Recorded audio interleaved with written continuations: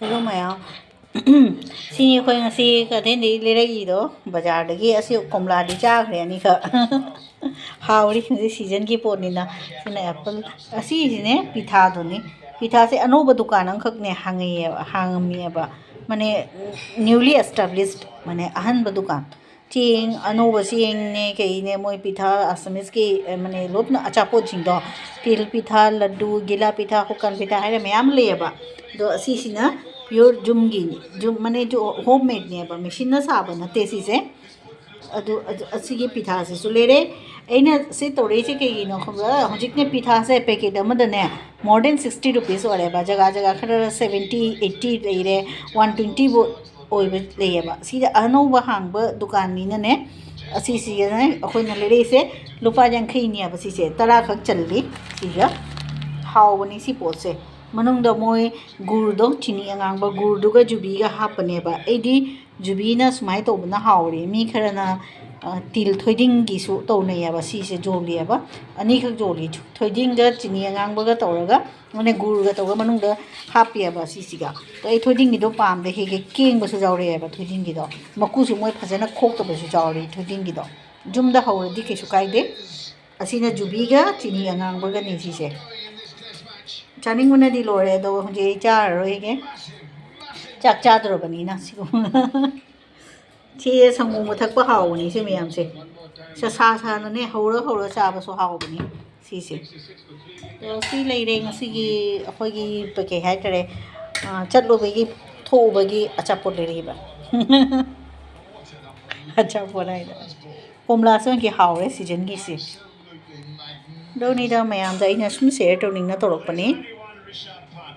thamage ko good morning mayam ngasi ai si ki hai the yam malaba sweater ni si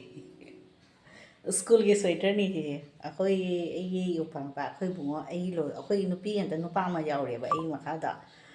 ma ke sweater ni se school ki akhoi na ne siguma blue color se navy blue color se akhoi na ne एकदम school की तनी है ना खली तो ना चुम्न की sweater दसु ने कोई ब्लू कलर से ले दिया वा स्कूल की माली स्कूल यूनिफॉर्म माली ने कोई ना थौ सादर वा पोने वा सीसे अवै तल्ली तल्ली है वा तो होजिति क्या काना रे वा ऐना ऐगी विंटर सीजन की पोसे अतोप केनो तोंगाना थम्मी है वा दुदो ऐ नोंधना थोपदि ngमदरबनी ने असिसिदि अमन द पोनी ना सुम मपान द गदाय सुम जानहन थम्बा को अदो काना रे सी में आवा या सीसे उसे नुपागिनी si school की केनोनी school की स्वेटर नहीं सी से अरे ना old is gold लाइट बाकी मल्लबा था ना school की नीचे माँ केनो ते हके हटे मतु चो में खरा white थे कोई नदी school navy blue से कोई ले रोई को जहाँ हजार डिजाइन फजर सो school की माली है ना कोई आना चाहिए हम तलब नहीं है बा होजिती गुवाहाटी से ngरंग देगी खतंग दी इंगे बा ngasi सो अदो literally लोक हाइदी लोक थुंगा हाचिंग खनबदी सी नाय वा स्टिच तो से अदु खर नारकनी आइना आइना लुमना लेनबगे ना अफंग लिसलबनी सी मैम दु येना सुम शेयर तोरेनी सी से हेलो मैम सिसे ने अता तोतनबगी नि सिसे तन तोतनबगी से अता ने इसिंग ने हापगा असि हैंडल सिना स्वाय लेदुनी सिसे से कुइरेबो पोने से 10 20 इयर्स सम सुरमनी सी पोट से हना सीजन अरंबगिनी जे एबुदी सीजन अदे सुम मैम द एना शेयर तोनिना तोनी माई मखुम सु लई सिसे दुनी से मैम तन तोतनबगी केदुनी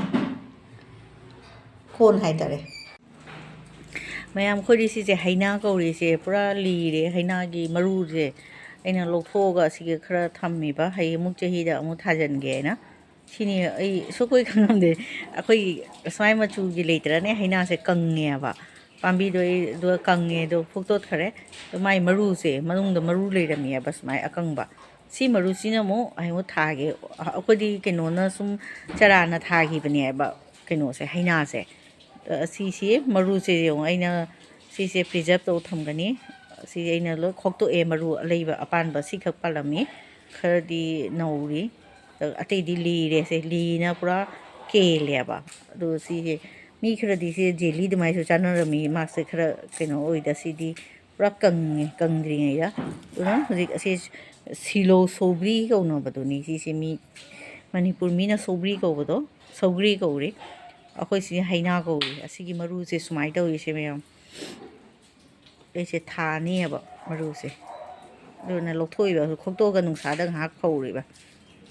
ꯃꯌꯥꯝ ꯁꯤ ꯂꯩꯁꯤꯅ ꯕ꯭ꯔꯍ꯭ꯃ ꯀꯃꯜ ꯀꯧꯔꯤꯑꯕ ꯁꯤꯁꯦ ꯏꯪꯉꯦ ꯁꯤꯒ ꯃꯌꯥꯝ ꯁꯤꯁꯦ ꯌꯦꯡ ꯂꯩꯔꯦ ꯍꯤꯡꯈꯣꯜꯒꯤꯁꯦ ꯑꯩꯅ ꯚꯤꯗꯤꯑꯣ ꯃꯦꯃꯣꯔꯤ ꯑꯣꯏꯅꯕꯒꯤ ꯁꯨꯝ ꯍꯥꯞꯆꯤꯜꯂꯛꯄꯅꯦ ꯚꯤꯗꯤꯑꯣ ꯀ ꯂꯩꯇ꯭ꯔꯦ ꯁꯨꯝꯗꯤ ꯌꯥꯝ ꯍꯥꯞꯅꯤꯡꯉꯥꯏꯒ ꯑꯗꯨꯒꯤꯅꯤ